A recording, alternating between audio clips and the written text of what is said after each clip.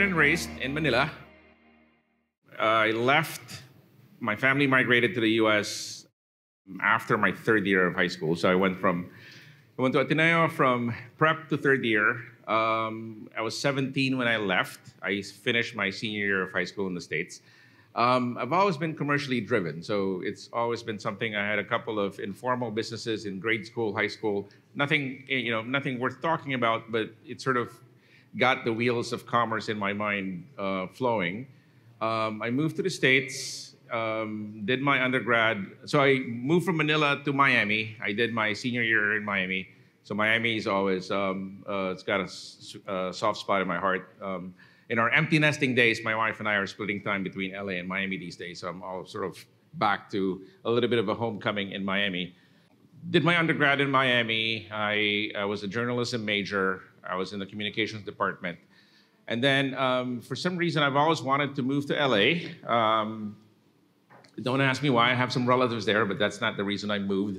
I've always thought that either LA or New York, these are the two most vibrant cities in the US, and I wanted to be part of a big, vibrant community. So after I graduated in 1990, I was a December graduate. So a couple of months later, packed my car. My dad helped me drive, moved to LA. I was recruited by Arthur Andersen. I ended up, my first 5 years of my professional career, so to speak, was with Arthur Andersen. I was in their retail management consulting division. I traveled quite a bit. It was the office that they have, the retail practice that they had was something that they acquired in the 80s, and it happened to be located in Los Angeles, but all the clients were in the Midwest. So it was not, from a quality of life perspective, it was not the greatest, but I did learn a fair amount.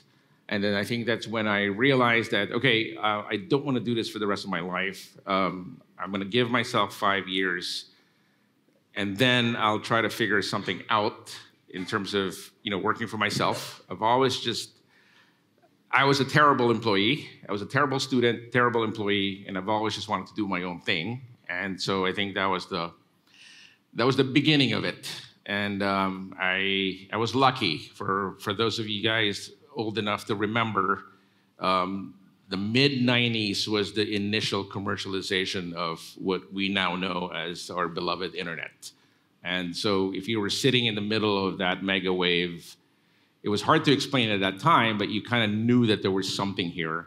And so when I left my corporate job, I was in the midst of all that stuff happening. All the big iconic names that we know and love today were founded from 93, 94, 95, from the eBays, Amazons, Yahoos of the world.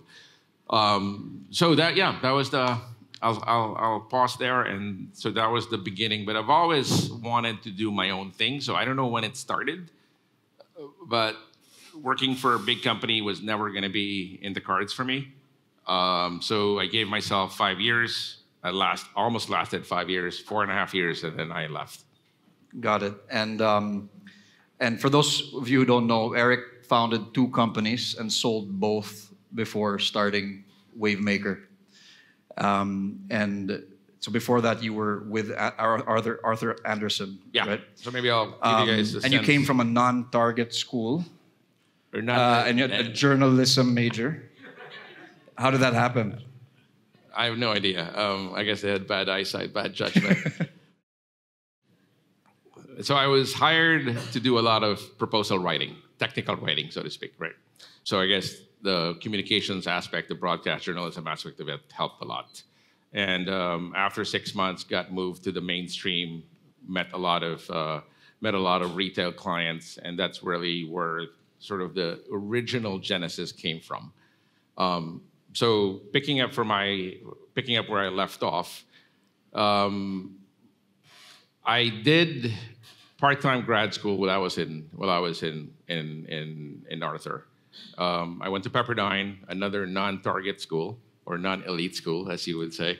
I did it part-time. This was when they were. You have to hand it to them. They were pioneers in the fully employed program. So I did that. I did that on weekends. I did that on Tuesday and Thursday. And I told myself that after I graduate, it took me about 2.5 years to do it, or 2 years and 8 months to do it, that I was going to leave So I did. By the time I tendered my resignation, I had about 18 months worth of personal runway to live on. 24 months possibly if I was a little bit more frugal. Again, 1995, August of 1995, the same month Netscape went public. For those of you that remember, Netscape was the first commercial browser that really made it big. And so you kind of sort of feel the energy there. And I had no idea what to do. I had 18 months to live on. The very first thing I did after I left end of August of 1995. The very first thing I did was I bought a round-trip ticket to New York, and I followed my girlfriend at that time, who is now my wife. She's here, so it worked out. And and I just hung out for a little bit, and it took me about 10 months to figure out what I wanted to end up doing. I was exposed to a lot of retail specialty foods when I was at Arthur Andersen. I went to the specialty food show in San Francisco quite a bit. And I took some inspiration from a company in Seattle, Washington called greatfoods.com. They were selling specialty foods online. This was when commerce was just beginning to happen. Paulo Campos is here. He's not old enough to remember 1995 probably, but that was when the e-commerce was just beginning a thing. So I was not solving for anything. I was not solving an acute problem or a pain point. I was solving for my own personal need that I wanted to claim my slice of what I suspected was going to be a big commercial mega wave at that time. So it took me about a year, 10 months, 12 months, 11 months. I founded a company called InterFoods.com. And the whole simple idea was to sell specialty foods online. I did not have any inventory whatsoever. This was sort of A/B testing 1.0 in the mid-90s. I took a bunch of catalogs, digitized everything, and it was up and running in the website. The guy that built my website is now my brother-in-law.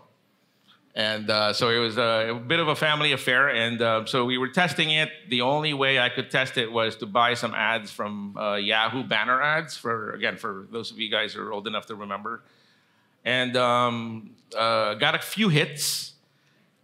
And the first few hits, what I would do is I would run to the store, buy it retail, sell it wholesale. So you would, from a unit economics, it was terrible. You would lose money every order, but it was in a lot of orders.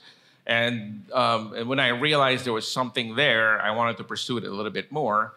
And so I'll stop there. And that was sort of the beginning of what I thought was there's something here, but I had some supply chain issues that I needed to solve. Okay, so you saw this wave coming, but you didn't know how big this wave was, or how that would translate to I had no idea. I had no idea how big the wave was, but look, I don't have any batteries in my crystal ball, but if you were sitting in 1995 in California, you knew that this was going to be massive. Okay. I don't want to romanticize AI, but sort of I think that's sort of the feeling right now, sort of the 1995 moment. We're not there yet. I don't think there's a lot of landscape that's changed quite a bit, but that was sort of the feeling that I had back then. And I just wanted to, I'm not a technologist. I can hold my own with technology businesses. I think I'm reasonably decent and have good judgment when it comes to businesses, but I knew I wanted to be in the technology space. And the lowest hanging fruit in the technology space was building an e-commerce site. Got it. Okay, so you had this idea to start InterFoods, and you were alone, right? You didn't have a co-founder. Yeah.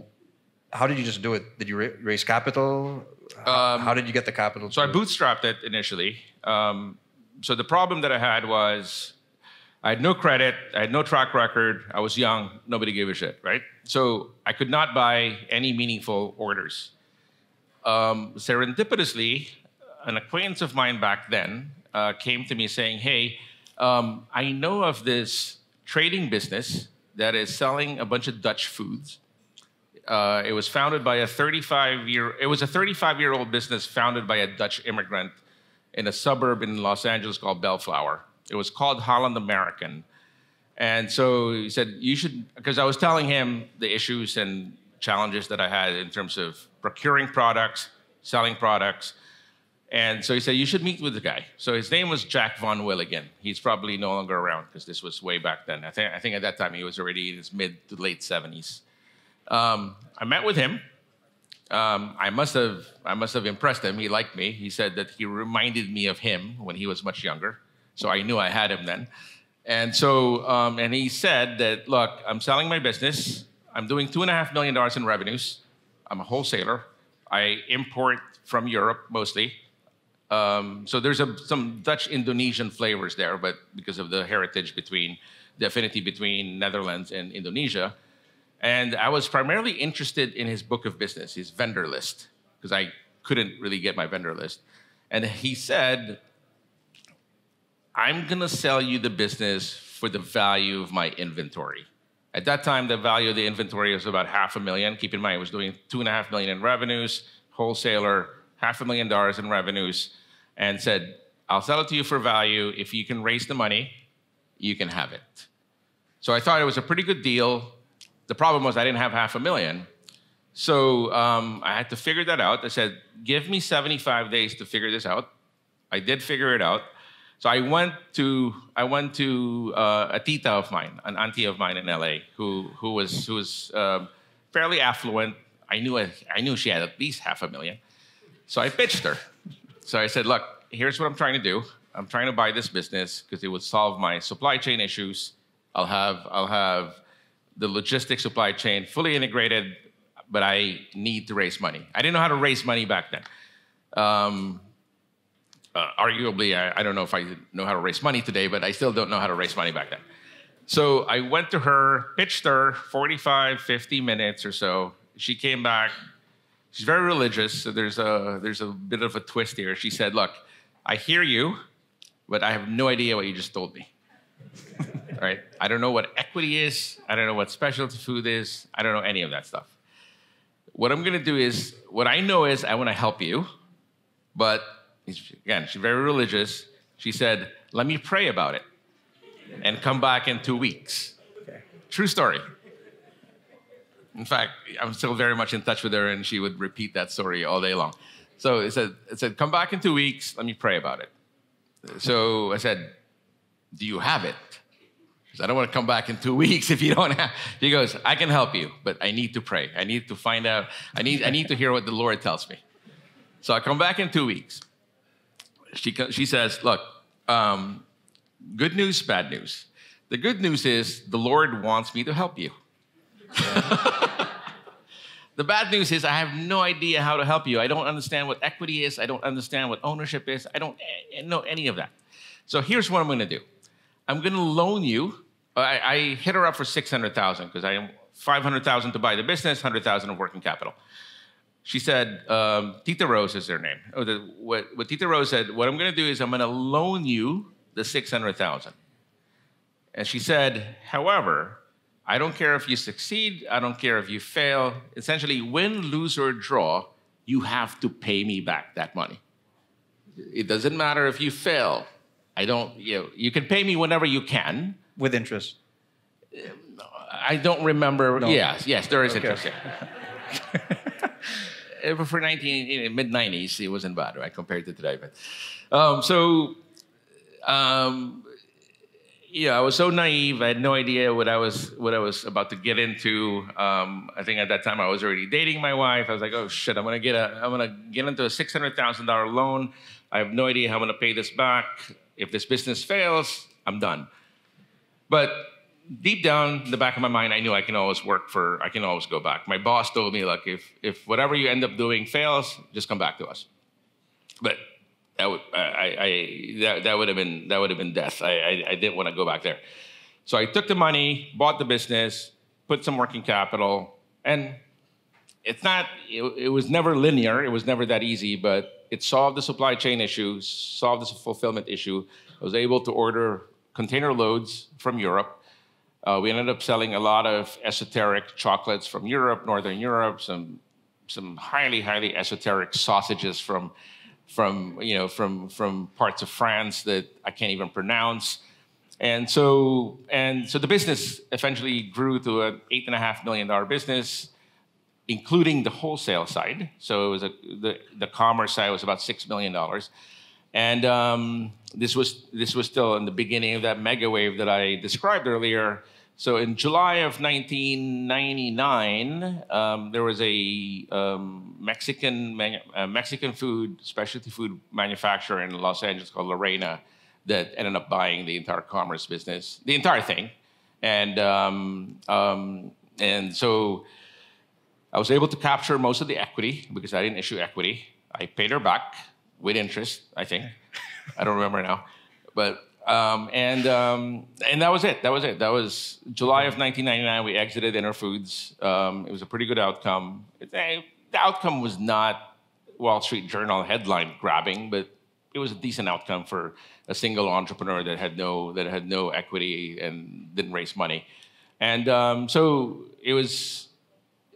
I was in cloud nine. This was 99. So we had one kid. So we got married. We got married a year into my startup journey. So you got to hand it to my wife. She not only did she have bad judgment, she had no idea how to gauge the risk. So we had a kid by the time I had the first exit, and I wanted to continue the momentum, and we were still in the middle of that raging internet mega wave. Okay. So I guess the lesson here is that as an entrepreneur, there are other ways besides traditional equity and debt. You just ask your tita or your titas. So the biggest takeaway there is it doesn't hurt to be naive. Yeah, there you go. So that was Eric 1.0, right? His first journey fundraising. And then what did you do after that? So you recycled that money into a new business. Right? Yeah, that was an internet service provider. So that was a pretty good outcome. In September of 1999, I co-founded an ISP, internet service provider, called SiteStar with another person. Again, wasn't really looking to cure cancer or anything. I just wanted to. I wanted to continue the momentum. It felt good. And I've always believed that momentum begets more momentum. So I wanted to continue the momentum, built the second startup with Clint. And the whole idea there was, this was probably a lot more mercenary than the first one. The idea was to identify an underserved market in the US that did not get any national service providers coming in. So these are very, very small towns in the US. We were going to do something in Central California, which was very rural, even to this day. But there was a very well-funded guy that came in by the name of John Ledecky. So we knew that we were out. So we found a small region in the Mid-Atlantic region of the US. It was a small triangle in the middle of Martinsville, Virginia, Mount Airy, North Carolina, and Lynchburg, Virginia. They have never seen a Pinoy in their entire life in that place. So that's the beginning of. So we bought a small business to get the license with its 600 subscribers. Our goal was to grow this to 50 to 60,000 subs, and we were convinced that we grew it to that level that we would be acquired by a national provider. And back then, again, circa 1999, 2000. Most of these guys in those rural towns were only using it for email.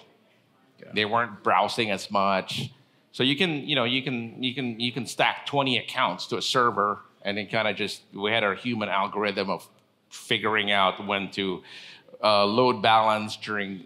We had to our old AWS and load up the servers at night, and then downscale it during the day. So that was the ISP business. For context, we decided to raise money. This was September of 1999. I still didn't know how to raise money. I had that one fundraising incident with my tita, but never really went to any institutional guys. But this time we decided to raise money. Again, check your history books. 1999, it was the most absurd, ridiculous time of the internet. Everything with a .com was getting funded. And so we were going to go raise money from some VCs, but a hedge fund in New York beat them to it and gave us a term sheet at a very, very healthy valuation. I guess we had a little bit of premium for the track record prior to that, and offered us $5 million at a, I forgot the number now, it was like a 20 or 25 pre on essentially an idea. So that's when I said, wow, I mean, I didn't realize it was this easy. Right. So it wasn't easy, but that felt easy. We had no idea what to do with $5 million, so we took down $2.5 million. We never spent a single dime of their money because the dirty little secret about narrowband. Again, I'm looking at the audience. Probably some people don't even know what narrowband connectivity is. These are the modems that had made those obnoxious sounds. They were very profitable. That was a 30-35% EBITDA business from day one. So there was no reason to lose money. We never burned any money. We never touched that money, actually. And we aggregated it, got it up to about 55,000 subscribers in about 2.5 years. My partner did all the trips to Mount Airy. The nearest airport was like Raleigh, North Carolina, and then you still have to drive 3 hours into Mount Airy. I did not make the trip. I was in LA. And so after we built it up to about 55,000, our thesis happened. We had 4 or 5 term sheets from all the national providers, from Earthlink to United Online, OneMain. But we sold it to a local competitor in Lynchburg, Virginia, by the name of Lynchburg.net, because he wanted to continue to build it. And honestly, the real reason was Earthlink was the most attractive term sheet, but they were going to lay everybody off and move the accounts to their Atlanta office, and they were just looking at buying the customers. And we had about 31 employees at that time, and we just didn't want to. We didn't want to have a good outcome with all the employees losing their jobs. So we took a slightly inferior offer, but it turned out fine, and it was a little bit structured. So there were some deferred, not earnouts, but deferred components to it. But it all worked out at the end of the day. So that was December of 2002 when we exited that business. So if you look at my startup history as a founder, I sold my first business in arguably the best time you can ever sell a business, which was July of 1999. I sold my second business in arguably the worst time you could ever sell a business, which was December 2002, which was it was in the middle of that era's essentially funding or nuclear winter. Okay. So and how old were you at this time? December 2002, I was 34. Okay. And so that's Eric 2.0, and you've sold at that point in time. You had already sold 2 companies, and I guess there's just too much to talk about between then and Wavemaker. But I guess at that point, did you have enough cash to say, "Hey, I'm going to start Wavemaker now," or did you just no? It wasn't. Continue your momentum. It didn't really. So life options opened up. Obviously, I was very grateful to have gotten lucky twice. No, I knew I wanted to get involved somewhere again. I thought there was going to be some third idea. A third idea never happened. So I started angel investing. I started essentially making small bets. I never thought that it was going to be a venture capital practice. So I think around April, it took a little of a victory lap. I think we traveled, spent a fair amount of time in Asia back then. And then around April, May of 2003, started investing a little bit. And then I had this idea that maybe I'll invest for now as a form of a pit stop and wait for the third idea to come along. And so what I decided to do was I'll raise a small fund. I don't want to be one of those single one-shot angels that are not reserving. So I wanted to professionalize it a little bit. So I raised what turned out to be the predecessor company for a Wavemaker that started in 2003 called Frontera. It was an $8.3 million fund. I anchored the fund. About a quarter of the fund was me. And the whole idea was we would invest in companies that have outstripped the funding capabilities of their angel investors or their early investors, but not quite ready for a traditional venture funding yet. So that was sort of this was even before super angels were around. So I was doing a lot of these things that they did talk about in 08, 09, 2010. I was just doing it in my little corner in LA. And so six other LPs trusted me. I was willing to eat my own cooking, so it wasn't really that difficult to convince them. And we ended up investing in about 40 companies in that essentially the first cohort, the first vintage 03. I got lucky. That's the theme of my life. I just got lucky again. Three companies I invested in became unicorns, even before the unicorn terminology was a thing back then. One of them is still around, called Viagogo. Another one called MindBody. Those two guys became category leaders in their space.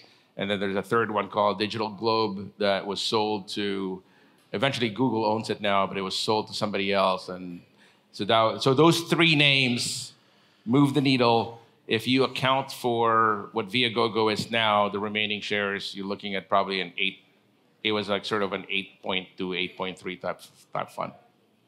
Okay. So that was the beginnings of Wavemaker. It wasn't called Wavemaker back then. Paul and I didn't know each other back then. And so that was... Okay. And before we get to Wavemaker, I wanted to ask, about that journey, right? The big lessons from that journey. You mentioned something to me a few days ago. I took note of our conversation a few days ago. You said all businesses, big or small, tech or brick and mortar, are about people, process, and technology. Leverage and execute on each piece correctly, and you've got a winner. So how did you come up with those three pillars?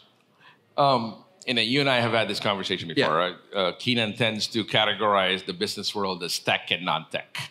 I don't do that. I actually just consider a commercial enterprise as just a business. Winery.ph is a business. I don't care if it's tech or non-tech. What makes businesses successful are its people. There's no doubt about it. Without the people, there's no business. What makes them more efficient are the processes they decide to embark on. And those could be game changers, and those could be the biggest differentiation that they could have. And in today's world where there's massive technology tools everywhere, if you're not utilizing any technology, you're fooling yourself. You're not going to be able to get ahead. You're going to get left behind. And so we believe this in the firm in general. My partner and I are all aligned in this, that businesses are all about people, process, and technology. And you have to be able to know how to leverage each touch points, each of those items. And if you're able to, I don't care if it's tech or non-tech, that business will have a shot at success. Okay, so I guess you're saying that even the bricks, right, at some point have to utilize technology to become more efficient. They have right? to. I mean, you have to. Right? They have to. McDonald's claims they're a technology company, don't they? Exactly. Okay, so you started Wavemaker. But before we get to Wavemaker, let's talk about this. I guess this is Eric, 5.0 or something. This recent deal with 2XU that was owned by an LVMH private equity fund. This happened just a few days ago. We picked it up and tell us about that deal. It's a very unique structure. Yeah, so this was done. We did this outside of Wavemaker. This was more of a personal investment, along with other folks that I partnered with. So I was invited to the deal by my brother-in-law. He's plugged into the space. He knows the sports industry quite a bit. He used to run Adidas Philippines, and so he and his CMO got plugged into this one opportunity. It was a portfolio company by L. Catterton called 2XU. It's spelled 2XU, but it's pronounced 2XU. It's arguably the global leader in sports compression garment. Relatively small business, sub $100 million in revenues. So relatively small compared to the big giants like the Lululemons and Nikes and Adidas of the world, but it's a decent sized business. It was sitting in their vintage 2013 fund, and they needed to get rid of it. So we got lucky. We were in the right place, right time. I got really lucky. I just got invited to the thing, and I ended up owning a nice chunk of it.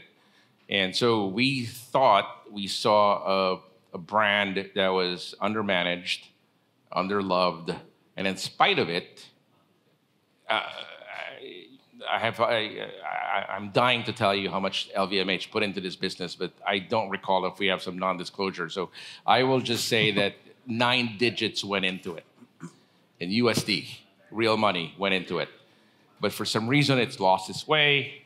And at the end of the day, it was a nice business sitting in Melbourne, Australia, that sells half their business to the world, half is in Australia.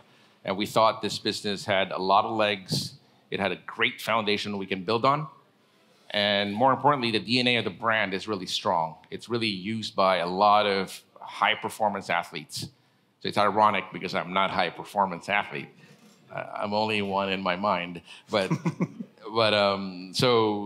lot of the 80% of the business is high performance. It's a very technical product. It's a compression apparel that you see a lot of these guys use it for training, so for performance and their recovery. When you see all these guys wrapped in all these things, apparently there's science behind it. I never believed it before until we looked into it. Okay. Yeah, so yeah, that is, I don't know, Eric 5.0, but that's, okay. I'm 56 years old, so I was ready for a midlife crisis, so I guess this is one of them. Time to get in shape. Yeah. and I guess we can expect some discounts. Too late for that. Definitely discounts. Okay, so that deal, so it was a value play, deep value. It was a deep value deal. Okay. Great, and then because we're not. So we can talk more about that after. Sure. And there's just too much to talk about this particular deal, but we'll have a chance for people to ask questions. And we can go back now to Wavemaker. So you started Wavemaker after this whole entrepreneurial journey, scrappy angel investor, and why the name Wavemaker, and what was the thesis behind Wavemaker? Why Wavemaker? So, as the guy being credited to be the founder of Wavemaker, because I founded the predecessor firm, I get a lot of undeserved and sometimes irrelevant credit for it. I have to hand it. I mean, Paul Santos, who's my partner, really is the guy that's been running it for a long time now.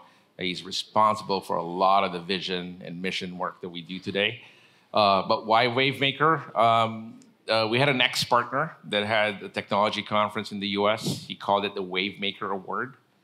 And I think Paul honed in on it, saying that's a good enough name, let's do that. And that's how Wavemaker came about. But the genesis of the brand was really, the spirit of it is really, we're not the Wavemaker. I mean, it's the founders that we're backing are the Wavemakers that are making a boatload of waves, and they're the ones making a difference, and we're just the capital allocators behind them. Okay. Could you share with the audience how, especially for the entrepreneurs in this room looking to raise funds, how you evaluate investments under Wavemaker, right? Has that changed from its first, the early days, or? No, I mean, Paul and I have different styles slightly, but we're pretty much aligned philosophically and from a process perspective. I think Paul is a little bit more willing to get down in the weeds, roll up his sleeves. I'm a little bit more high level. But it's no different than most VCs that would be looking at your opportunity or your businesses, right? There are four main buckets we look at. And I have some of our portfolio companies are in the room, and these are the same process that we filtered through. So we look at the market, we look at the product, we look at the team, and we look at the investment terms, or essentially the deal terms, the valuation. It has to make sense for an early stage context. From a market perspective, we try to figure out what is the problem they're solving. Is this a real problem or is this a pretend problem? And is it a problem we care about? There's a lot of problems in this world. Most of them we can't solve. Most of them entrepreneurs can't solve. So for us to get involved, if we think it's a real problem, it has to be a problem that we care about. So that's number one. What is that problem? Number two, what is the size of the opportunity? How big is that market? Sort of your classic TAM, right? Total addressable market. And you sort of slice and dice what is really the obtainable market underneath that massive market. If it's a massive market, it's a good sign. The bigger the market, the better, because you can't expect to get more than 1% market share. And if you get 1% market share from a bottoms-up analysis, you should theoretically have a good business. And then underneath that market segment, we look at the competitive landscape. I love competitors. I love seeing competitors in this space because that's my validation that there's a real problem behind it. I get suspicious when I don't see anybody doing it because that tells me that I'm assuming I'm not the smartest guy in the world, and that is the fact. So if I'm the only one seeing this and there's no competitors, that sort of is a bit of a red flag for me. So we have a pretty good landscape. Our guys do a very good analysis of the competitive landscape, and we have to get comfortable with what that competitive landscape looks like. Switching to the product. So the product has to be exponentially better than the incumbents. And that product has to be designed to solve that problem. So those are the things that we're analyzing, whether it's a architectural thing, it's a design thing, it's a technical thing. Those are the things that we have to get comfortable looking into. We have to look into eventually every startup, even though startups lose a lot of money, every startup has to become a business. So we have to look at that go-to-market strategy and what is that unit economics behind that. And so we evaluate those. We talk to the entrepreneurs. We validate it with others that have done it in the space and try to understand what the go-to-market strategy is and what is the eventual unit economics of that product will be. And it's mostly a guess because most of the time we're touching a lot of companies of very, very little commercial traction, if not zero revenues. We try not to do zero revenue companies because we need a little bit to jumpstart our imagination. But we have done pre-revenue companies. And so switching to the team, when we look at the team, we evaluate why are you doing this? And why do you have a right to succeed? And why do you have a right to compete?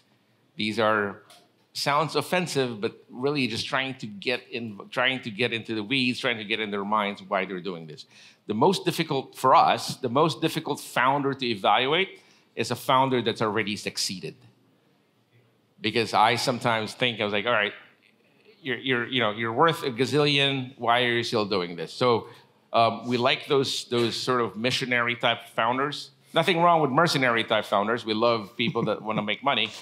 But we sort of try to figure out what kind of founder we're getting involved in. We try to evaluate their relevant domain knowledge, relevant domain experience, which is a bit nuanced. They're not exactly the same. So those are the things that we're basically trying to.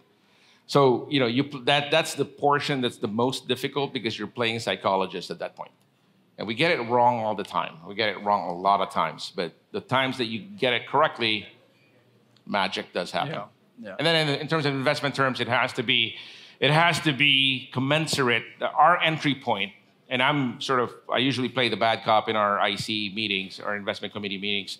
Our entry points have to be commensurate with the stage of the company we're in, because we are taking a lot of risk, and and we're helping them get from point 0 to point 1.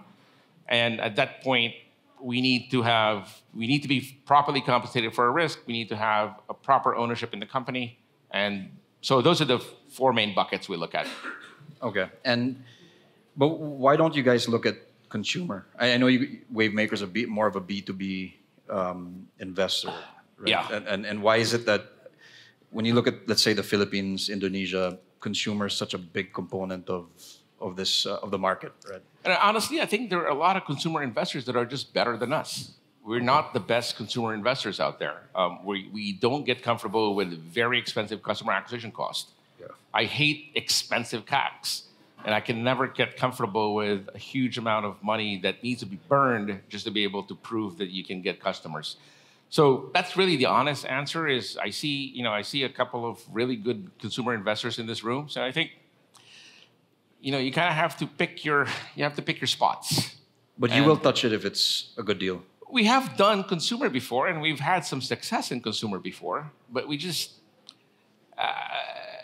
I'll let Paul speak and let Paul and Andy speak for themselves. But I'm not as comfortable with consumer-facing businesses. Primarily, I say that ironically, but 2XU is a consumer business.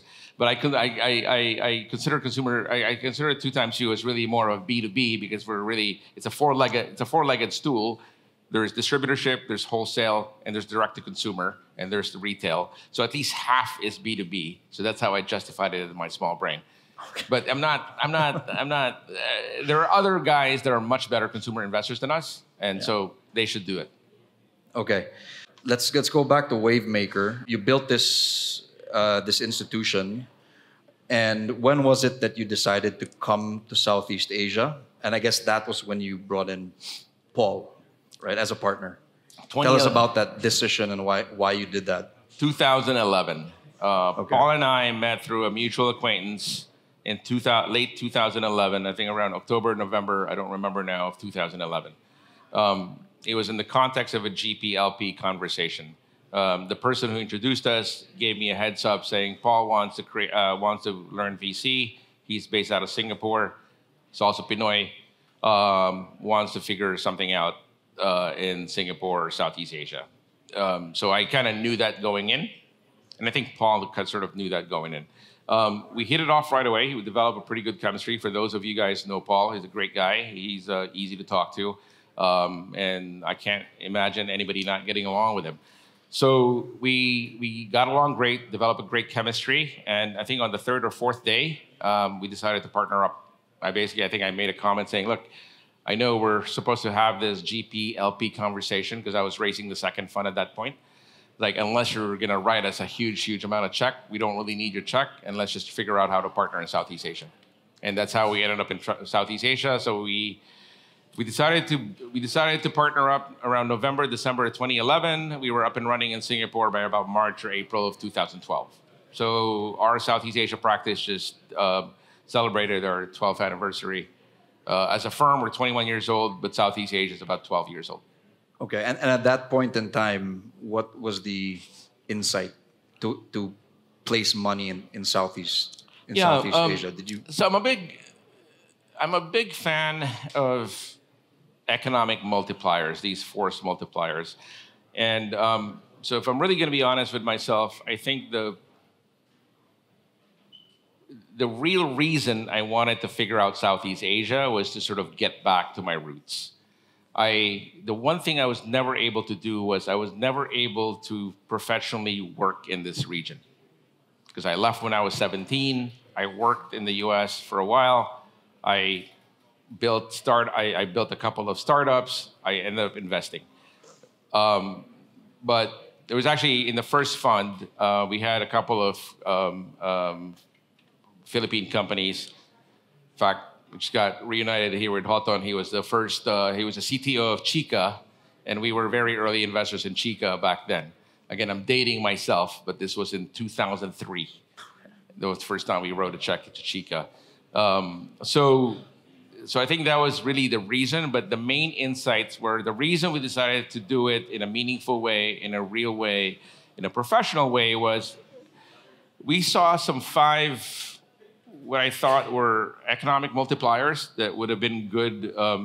Anytime you go into a market, you need to have these force multipliers to have the tailwind. Without the tailwind, you're not going to get anywhere. Kind of just sailing, right? And we thought back then, and it's still the case today, 12 years later, back then, the rising middle class was obviously moving up. And you've seen that movie before with China. You've seen that movie before with India. Then when you have a rising middle class, that is a pretty good flywheel that you can ride. And that will probably go on for decades. So that was the first economic multiplier.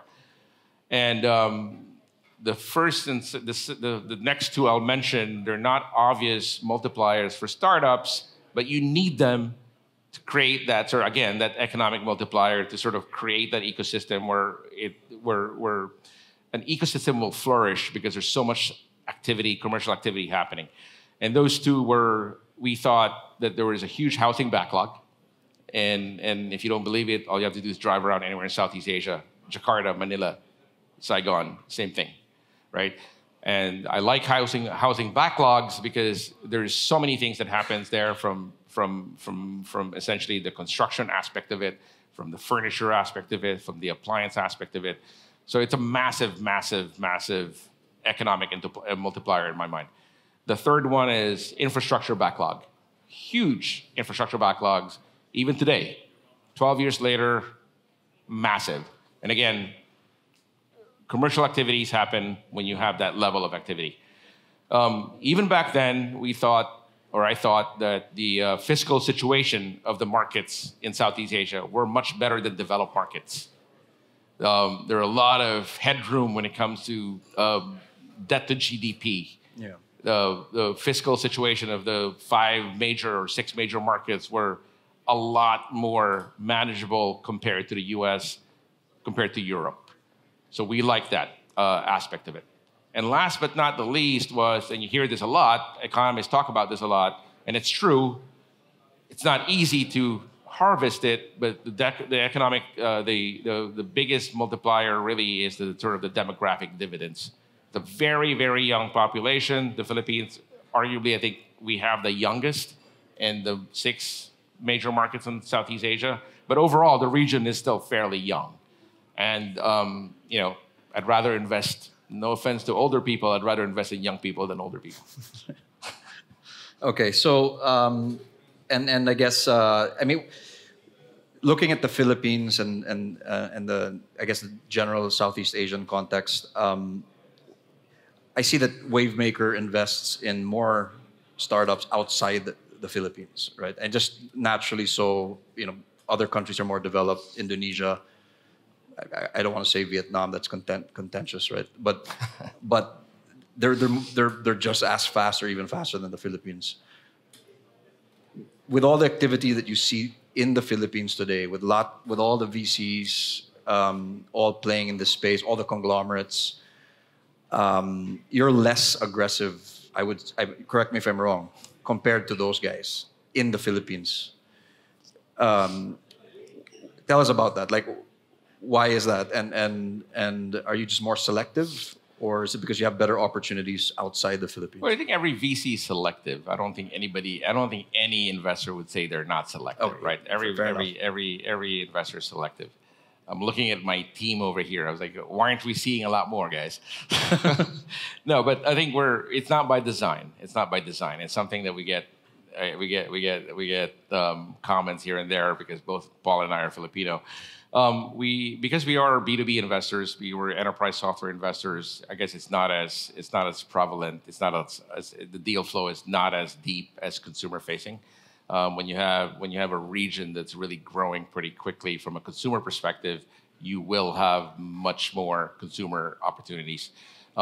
We have made a decision to stick with our knitting, which is B2B, and so we are. I think we have a fair amount here, but because we're not doing a lot of consumer stuff, it's not as obvious, it's not as apparent to most. But we do our fair share of investing here. We have more than a dozen companies here. We've invested a lot more down the road. So I think it's a function of the market's maturity. from a consumer perspective, the market is definitely, sort of having a Philippine moment, kind of like Indonesia had an Indonesia moment 5 years ago. Where everybody's excited about that. So hoping that we can find a lot more enterprise plays here. But we are willing and able to invest in enterprise companies whenever we see something that really fits our parameters, and whenever we see something that we care about and that we know we can be helpful in. Okay. And then you mentioned that we're in this tailwind of AI, right? It sounds like you're really a deep value guy. Can you tell us whether there is value in AI right now, or do you see it as it's hard as expensive? Well, expensive is a relative term, right? Yeah. Cheap is a relative term. You're never going to get value in any fast-growing technology. It's just not geared that way. All I would say is there is no doubt in my mind that AI will affect everything and anything that we do in our lives. We are still in the very early stages. You're never going to find a value deal in AI, and it's very difficult to filter them out because there's an AI component to every pitch we're seeing now.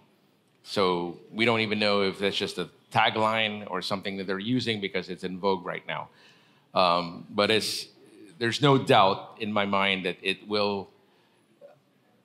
I'll go back to my comment earlier that I believe AI will have its 1995 moment. And what I mean by its 1995 moment is whenever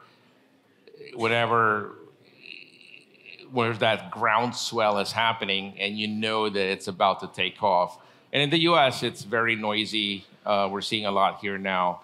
But we're still in our very, very early stages. There's no cheap AI deals out there. So you got to pay up if you really believe in it.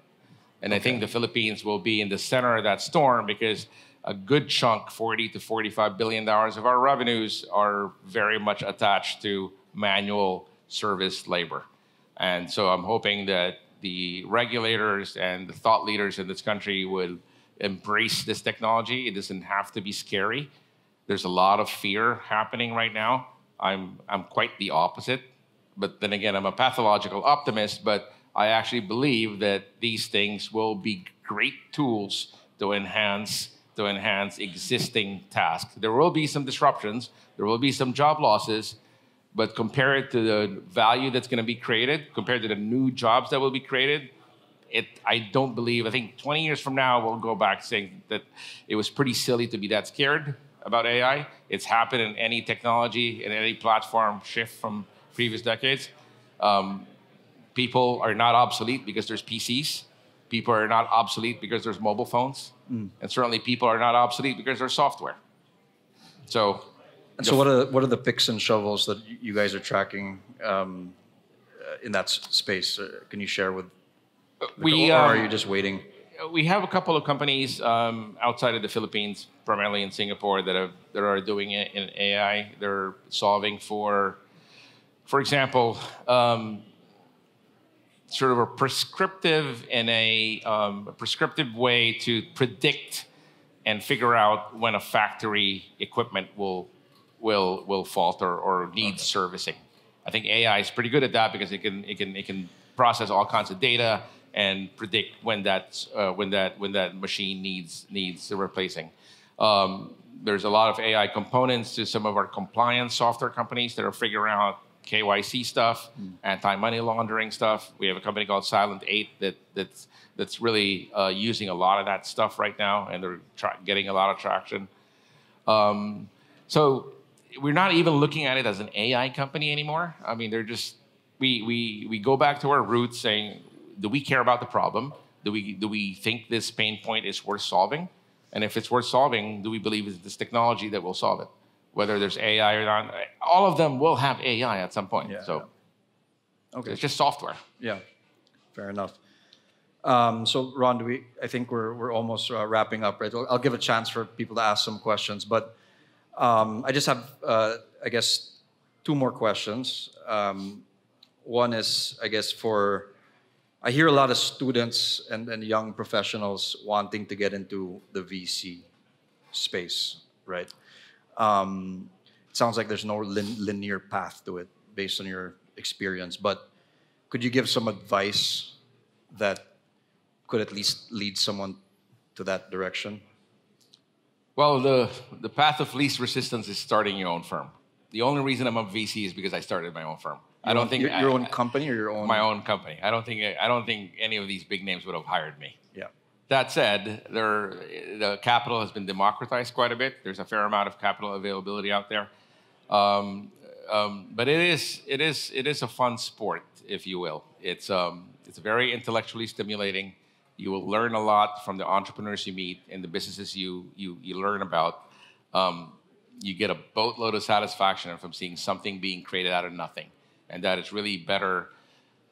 So once in a while, I have to be very careful with this with our LPs, but once in a while, that psychic income is better than the financial outcome, because that's just sort of the magic. Entrepreneurs are problem solvers, they're magicians, and the magic they can create from creating something out of nothing is just so unbelievable. So that is a special part of the game, and I don't want to romanticize VC. It's been romanticized enough, but there is a social utility behind it.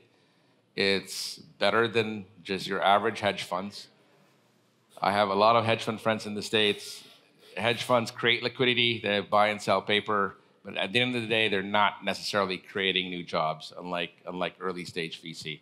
So there is a social utility behind it, and it's always, if you're looking for a purpose, that is the purpose of venture capital, is really to be able to be the catalyst to innovation, to business formation, and those things lead to literally better standards of living, because more jobs get created, more products get created.